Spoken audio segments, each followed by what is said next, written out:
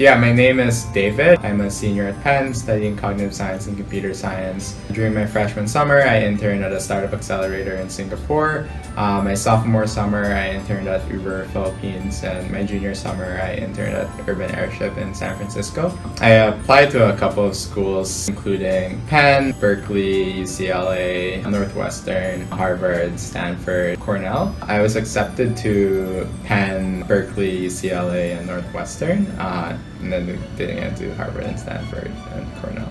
I think a big part of the college admissions process is really finding your niche and kind of like building a story behind everything that you've done so far. So personally, I played a lot of basketball back in grade school and high school, but I tore my anterior cruciate ligament the summer before my senior year. And so after tearing my anterior cruciate ligament, I joined the debate team. I started beforehand, like I had a personal blog, but after I tore my ACL, I started writing more, and I ended up becoming a contributor for like the Philippine Daily Inquirer. And so through both like debate, like Philippine Daily Inquirer, and I started doing a lot of work when it came to like volunteer work and just volunteering for different like nonprofits back in the Philippines as well. And I kind of like used all of those like different experiences after tearing my ACL to craft a story where I was interested in learning more about different cultures, and through debate, like learning more about different like world issues and meeting people from different cultures, and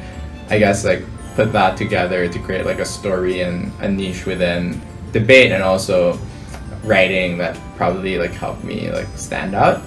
But I really do think it's about finding what makes you different, and really picking like one or two things where you could become really good at during high school, and diving into that and trying to like get like leadership positions and like doing things beyond what your high school offers, and really trying to stand out that way. I primarily like considered just the US for like studying abroad, and then I was choosing between Berkeley and Penn actually, and ended up going to Penn because of like reasons including I think class size. A big part of it was just talking to like friends and like family, because I personally wanted to go to Berkeley just because I want to be in San Francisco, but yeah, after talking to like friends, family, and alumni, like there's a pretty strong alumni base for like Penn students. I ended up like deciding to go to Penn. He had gone through like the whole process and gave really like good advice in terms of what to think about, like how to approach like senior year, like how to like stand out. And so like I think that definitely like was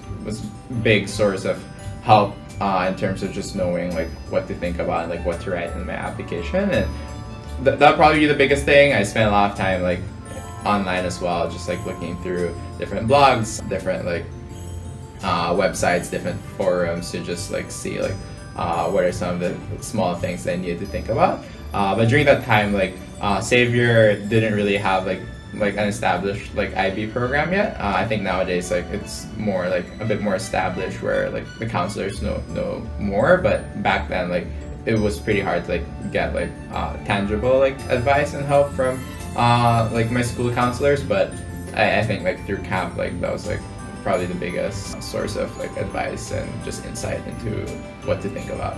Yeah, so at College Confidential, I was on that a lot, and then there's this like blog by like Cal Newport, like he talks about like how to get into Harvard by staring into the clouds. I think that was like a super interesting article. Definitely like changed the way like I looked at applying to like schools abroad, especially for competitive schools. A big part of it is like really finding like your hook and what makes you different, and like doing things that will like really make you stand out.